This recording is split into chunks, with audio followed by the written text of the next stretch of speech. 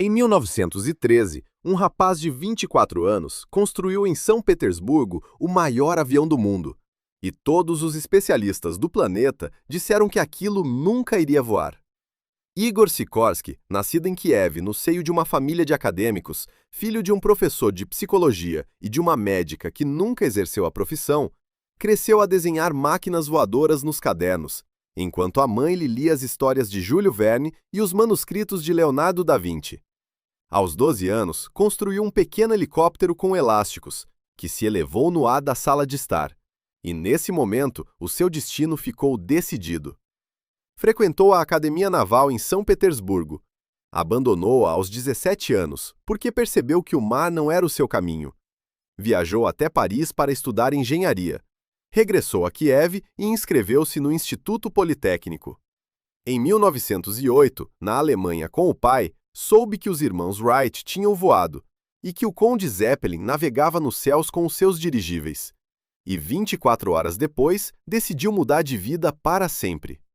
Regressou a Paris com dinheiro emprestado pela irmã Olga, interrogou todos os pioneiros da aviação que conseguiu encontrar, voltou à Rússia e construiu 2 protótipos de helicóptero, que nunca levantaram do chão.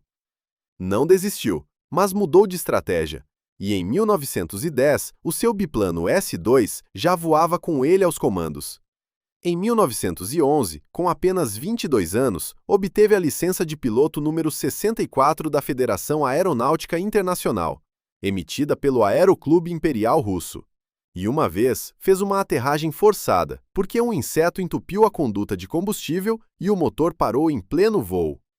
Em 1912, a fábrica de vagões Russo-Báltica em São Petersburgo nomeou o engenheiro-chefe da divisão de aeronáutica. Tinha 23 anos e pediram-lhe para fazer o impossível. O que Sikorsky imaginou desafiava todas as leis aceites pela aviação da época.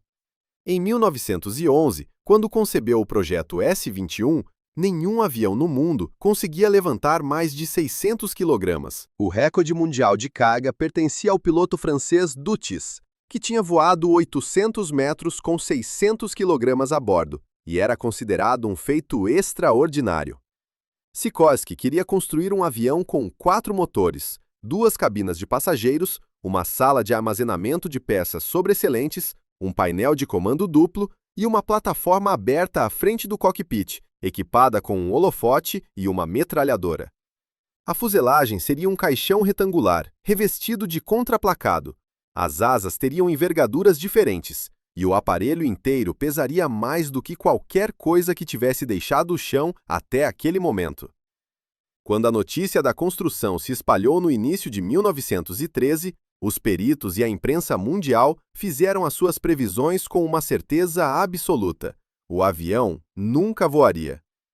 Na noite de 10 de maio de 1913, no aeródromo militar de Korpusnoye, perto de São Petersburgo, Sikorsky sentou-se aos comandos do S-21, com o seu copiloto e um mecânico a bordo. O aparelho chamava-se Legrand, na sua versão de 2 motores, e era o maior avião jamais construído.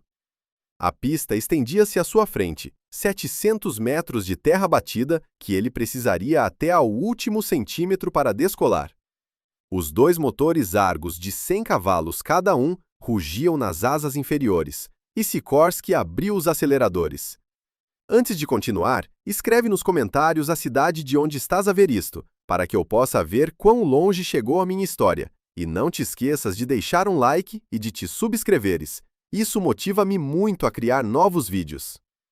O aparelho começou a rolar, ganhou velocidade lentamente, e depois de consumir quase toda a pista, levantou-se do chão. Legrand voou. O primeiro avião multimotor da história estava no ar, e o rapaz de 24 anos que o concebeu segurava os comandos com as mãos firmes, enquanto São Petersburgo ficava para trás, lá embaixo.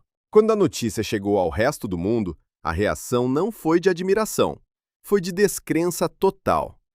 Muitas pessoas fora da Rússia consideraram aquilo uma fraude jornalística, uma invenção dos jornais russos para impressionar o Ocidente. Ninguém acreditava que um avião daquelas dimensões pudesse voar. E ninguém acreditava que fosse possível manter dois motores sincronizados sem que a máquina se despedaçasse no ar.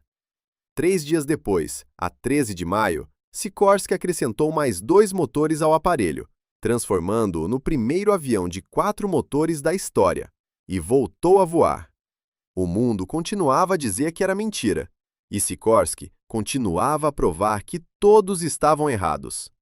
Mas havia um problema que ele próprio reconhecia, e que ameaçava destruir tudo o que tinha conquistado naqueles primeiros dias de glória acima dos campos de São Petersburgo. Os 4 motores estavam montados aos pares, em configuração tandem, 2 de cada lado da fuselagem, um a puxar e outro a empurrar. E Sikorsky sabia desde o primeiro voo que esta disposição roubava potência ao aparelho.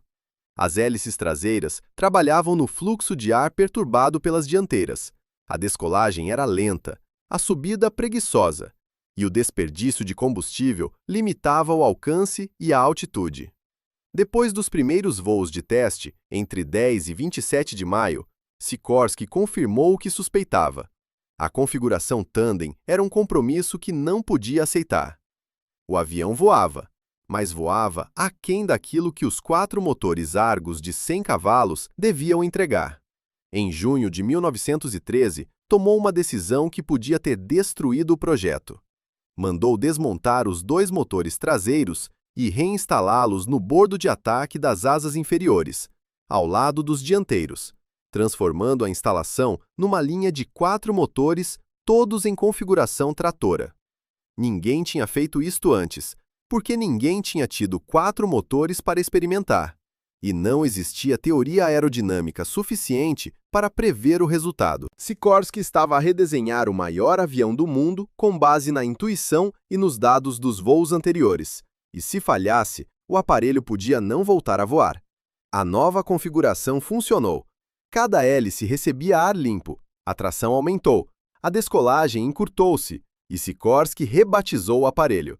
Deixou de ser Legrand, deixou de ser Bolshoi-Baltijsk e passou a chamar-se Ruski Vityaz, o Cavaleiro Russo. O nome era uma declaração de intenções. Aquele avião representava a Rússia e desafiava o domínio que a França e a Alemanha exerciam sobre a aviação mundial. Durante os voos seguintes, algo aconteceu que parecia impossível. Um passageiro levantou-se do seu lugar, caminhou pelo corredor até a outra extremidade do aparelho e o Ruski Vityaz não se desestabilizou. A mudança de peso que numa aeronave de 1913 teria provocado uma oscilação perigosa, naquele gigante de 4 motores, não produziu efeito perceptível. Sikorsky tinha provado que um avião grande podia ser mais estável do que um pequeno, e esta descoberta ia mudar a aviação para sempre. A velocidade máxima era de 90 km por hora, o teto de serviço chegava aos 600 metros, e o alcance atingia 170 km. Números modestos para os padrões futuros, mas revolucionários para o maior aparelho que alguma vez tinha voado. No início de julho de 1913, uma mensagem chegou ao aeródromo que mudou tudo. Sua Majestade Imperial, o czar Nicolau Devondo, queria inspecionar pessoalmente o Ruski Vityaz durante as manobras militares em Krasnoye Selo. O imperador de todas as Rússias vinha ver o avião que o rapaz de Kiev tinha construído. Sikorsky tinha 24 anos e ia receber o czar dentro de uma máquina que metade do mundo ainda considerava uma fraude. Nicolau Devondo chegou acompanhado pelo Grão-Duque Nicolau e por vários oficiais superiores. Examinou o exterior do aparelho, estudou a disposição dos motores ao longo das asas e expressou o desejo de ver o interior. Subiu a bordo, sentou-se no lugar do piloto e fez perguntas que Sikorsky mais tarde descreveu como razoáveis e sólidas do ponto de vista da engenharia. O czar não era um curioso, era um homem que compreendia as implicações militares daquela máquina. Quando terminou a inspeção, mandou entregar a Sikorsky um relógio de ouro com a águia imperial incrustada em diamantes. Era o sinal mais alto de reconhecimento que o imperador podia conceder a um engenheiro civil. E Sikorsky guardou aquele relógio pelo resto da vida, através de guerras, revoluções e exílios, sem nunca se separar dele. O Ruski Vityaz continuou a voar durante o verão, e a 2 de agosto realizou o seu voo mais longo, 1 hora e 54 minutos no ar. Ao todo, completou 53 voos, com um tempo total de cerca de 11 horas. E em cada um, Sikorsky recolhia dados que alimentavam o projeto seguinte, já a tomar forma na sua cabeça. Um avião ainda maior, que iria transformar aquele protótipo numa verdadeira arma de guerra. Mas o cavaleiro tinha os dias contados, e a forma como morreu é tão absurda que parece inventada. No aeródromo militar de Korpusnoye, perto de São Petersburgo, o Husky Vityaz estava estacionado na pista como sempre ficava entre os voos. O maior avião do mundo não tinha hangar próprio. Descansava ao ar livre, exposto ao vento, à chuva e a tudo que pudesse cair do céu. Naquele dia de junho de 1913, Sikorsky não estava a bordo. Ninguém estava a bordo. O aparelho esperava em silêncio pelo próximo voo que nunca iria acontecer. Um pequeno monolugar Morane-Saulnier aproximava-se do aeródromo para aterrar. Era um avião de um único motor, uma máquina leve e comum, que não tinha nada de especial numa base onde dezenas de aparelhos operavam diariamente. O piloto vinha em descida normal, quando algo cedeu na estrutura do motor. O bloco de um motor rotativo Gnome monosolpape de 100 cavalos soltou-se da fuselagem do Morane em pleno voo, desprendeu-se como um dente podre arrancado pela força do ar e caiu. O piloto do Morane conseguiu aterrar em segurança, mas o motor seguiu a gravidade até ao chão e atingiu em cheio o Husky Vityaz, estacionado na pista, esmagando a fuselagem e as asas do gigante, sob o peso e o impacto de um bloco de metal que vinha a ganhar velocidade desde as alturas. O primeiro avião de 4 motores da história, a máquina que o mundo inteiro tinha declarado impossível e que depois de voar 53 vezes ainda chamavam de fraude, o aparelho que o czar de todas as Rússias tinha inspecionado pessoalmente e coberto de honras, estava destruído. Não por uma falha de projeto, não por um erro de pilotagem, não por uma tempestade ou um acidente durante o voo, mas por um motor que caiu de outro avião enquanto o cavaleiro russo dormia no chão sem ninguém a bordo. A ironia era tão cruel que parecia concebida por um romancista com um sentido de humor perverso. O maior avião do mundo, morto pelo motor de um dos mais pequenos. Sikorsky examinou os destroços e avaliou os danos. A fuselagem de contraplacado estava esmagada, as asas deformadas, as longarinas partidas e a estrutura comprometida em pontos que tornavam a reparação tão dispendiosa e demorada que equivalia a construir um avião novo. Os 53 voos, as 11 horas no ar, os dados recolhidos, os recordes estabelecidos, a visita do czar, tudo aquilo pertencia agora a um aparelho que já não existia.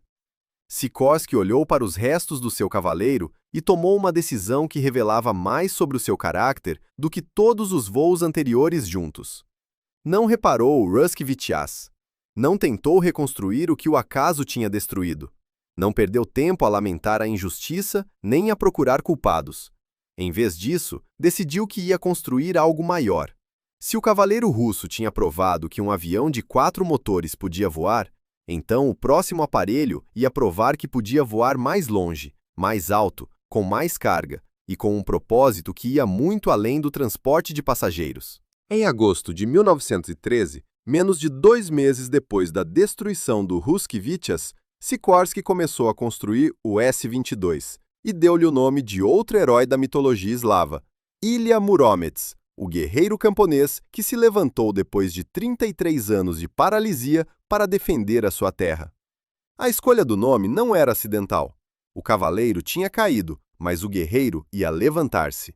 O Ilya Muromets teria uma envergadura de 31 metros, uma área de asa de 158 metros quadrados, um peso bruto de 4.690 kg e seria equipado com os mesmos motores Argus de 100 cavalos que tinham alimentado seu antecessor. Mas onde o Husky Vityaz tinha sido um protótipo experimental, o Ilya Muromets ia ser uma máquina completa, com um salão de passageiros isolado termicamente, cadeiras de vime, um quarto com cama, iluminação elétrica, aquecimento e a primeira casa de banho alguma vez instalada num avião.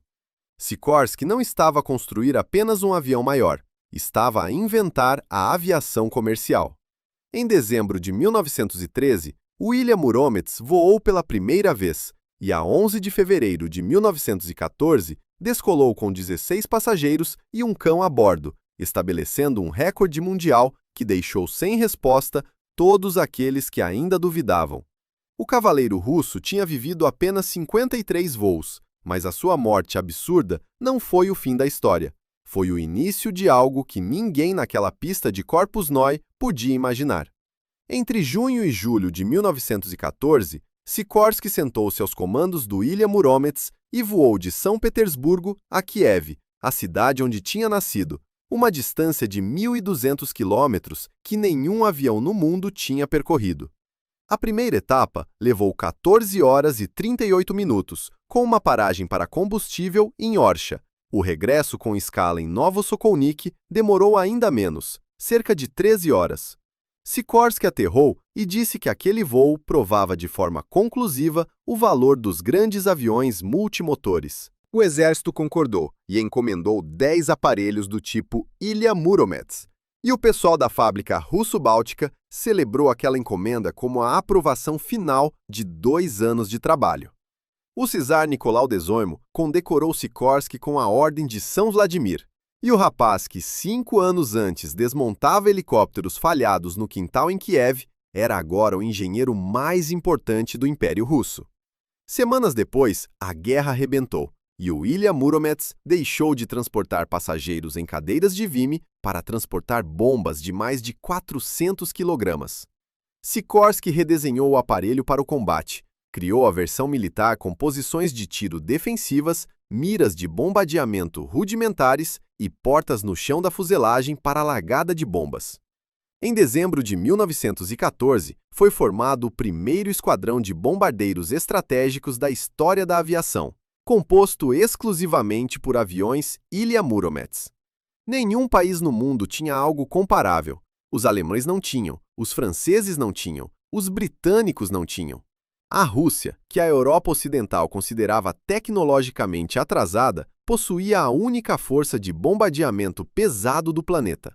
A 15 de fevereiro de 1915, o primeiro ataque com bombas foi realizado a partir de uma base em Jablona, na Polônia.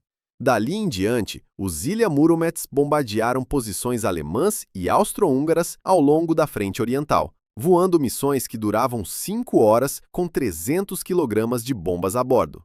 As tripulações desenvolveram táticas de combate defensivo que permitiam a um único bombardeiro enfrentar vários caças inimigos ao mesmo tempo, e os artilheiros a bordo abatiam atacantes com precisão surpreendente.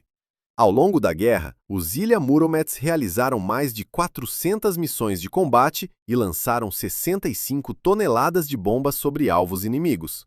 De todos os aparelhos que voaram em combate, apenas um foi abatido por fogo inimigo, e mesmo esse conseguiu destruir 3 caças alemães antes de cair. Os governos britânico e francês compraram licenças de produção, e o projeto de Sikorsky, e em 1916, os bombardeiros pesados de outras nações começaram a aparecer, todos com uma semelhança inegável ao pioneiro russo. No total, foram construídos mais de 80 Ilha Muromets, em versões sucessivas entre 1913 e 1918. Depois veio a Revolução, e o mundo de Sikorsky desmoronou-se. Os bolcheviques tomaram o poder, nacionalizaram a fábrica russo-báltica e converteram-na para a produção de tanques. Sikorsky perdeu tudo o que tinha investido, todo o dinheiro, todos os projetos, toda a posição que tinha construído desde os 23 anos. O czar que lhe tinha dado o relógio de ouro foi preso e depois executado com toda a família. A Rússia que Sikorsky conhecia deixou de existir, e no seu lugar nasceu um regime que olhava para os engenheiros do antigo sistema como inimigos de classe. No início de 1918, um antigo colega que agora trabalhava para os bolcheviques procurou Sikorsky e avisou-o com uma frase que não deixava margem para dúvidas. A situação era muito perigosa, e ele tinha visto a ordem de execução com o nome de Sikorsky. O homem que tinha construído o maior avião do mundo, que tinha recebido honras do czar, que tinha criado o primeiro bombardeiro estratégico da história e armado a Força Aérea Russa para uma guerra mundial, fugia agora pela vida com pouco mais do que a roupa que vestia e o relógio de ouro que nunca largou. Passou brevemente por França, onde tentou, sem sucesso, oferecer os seus serviços à indústria aeronáutica europeia. E a 30 de março de 1919, chegou a Nova York a bordo do navio La Lorraine, sem dinheiro, sem emprego, sem contactos e sem falar inglês. Nos primeiros anos na América, o criador do Ilha Muromets dava aulas de matemática a imigrantes russos para pagar o quarto e a comida. Em 1923, fundou a Sikorsky Aero Engineering Corporation, num galinheiro na quinta de um antigo piloto da Marinha Russa, em Long Island, e montava aviões com peças recolhidas em sucatas. Um dia apareceu na quinta um visitante inesperado, o compositor e pianista Sergei Rachmaninoff, também ele exilado russo, que ficou impressionado com o que viu e entregou a Sikorsky $5.000 para alugar um hangar no campo de aviação de Roosevelt Field. Com aquele dinheiro e com as mãos de uma equipa de imigrantes russos que trabalhavam sem garantias, Sikorsky construiu o S-29A e, a partir daquele momento, nunca mais parou. Em 1924, o S-29A voou, o maior avião construído nos Estados Unidos até aquela data, com 15 metros de comprimento e 21 metros de envergadura, montado com peças de sucata e mãos de imigrantes que trabalhavam num galinheiro. Sikorsky provou que o gênio que tinha construído o Cavaleiro Russo e o Ilha Muromets não se tinha perdido na travessia do Atlântico, tinha apenas mudado de continente. A partir daquele voo, a empresa cresceu, e Sikorsky virou-se para o mar porque percebeu que a América precisava de aviões que pudessem aterrar na água para ligar as costas e as ilhas que os aeródromos convencionais não alcançavam.